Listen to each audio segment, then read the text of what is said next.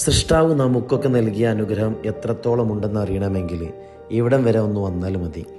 പാലക്കാട് ജില്ലയിൽ നെല്ലായ പഞ്ചായത്തിലെ പേങ്ങാട്ടിരി എന്ന് പറയുന്ന സ്ഥലത്തെ പേങ്ങാട്ടിരിയിലെയും പരിസര പ്രദേശത്തെയും ഒരുപാട് നല്ല മനുഷ്യ സ്നേഹികൾ കൂടി നടത്തുന്ന ഒരു പരിപാടിയാണ് വീൽ ചെയർ ഫെസ്റ്റ് എന്നുള്ളത്.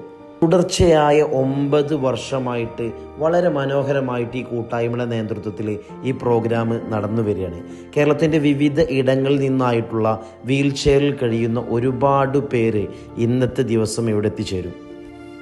4 ചുവരുകൾക്കുള്ളിൽ ജീവിതം തളക്കപ്പെട്ട ഒരുപാട് പേർക്ക് ഒത്തിരി പേരെ കാണുവാനും അവരോടൊക്കെ സംസാരിക്കുവാനും സന്തോഷം പങ്കുവെക്കാനും ലഭിക്കുന്ന ജീവിതത്തിലെ വർഷത്തിലെ ഒരു ദിവസമായിട്ടാണ് അവർ ഈ പ്രോഗ്രാമിനെ കാണുന്നത്.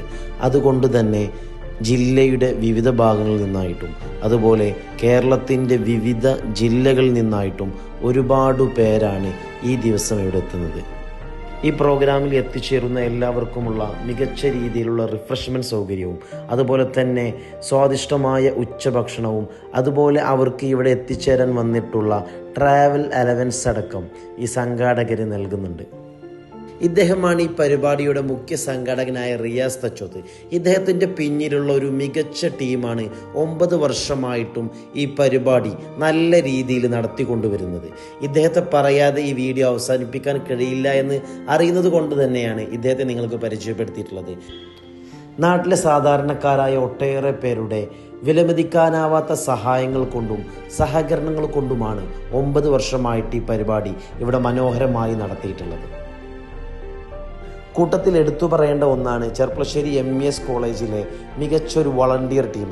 എല്ലാ വർഷവും ആ കോളേജിലെ വിദ്യാർത്ഥികളെ ഇവിടെ സേവന സന്നദ്ധരായിട്ട് കാണുന്നത് വളരെ മനോഹരമായൊരു കാഴ്ച തന്നെയാണ്. എനിക്ക് അവസരത്തിൽ നിങ്ങളോട് സൂചിപ്പിക്കാനുള്ളത്, നമ്മുടെ നാടുകളിലൊക്കെ ഒട്ടേറെ പണം ചെലവഴിച്ച് നിരവധി പ്രോഗ്രാമുകൾ സംഘടിപ്പിക്കാറുണ്ട്.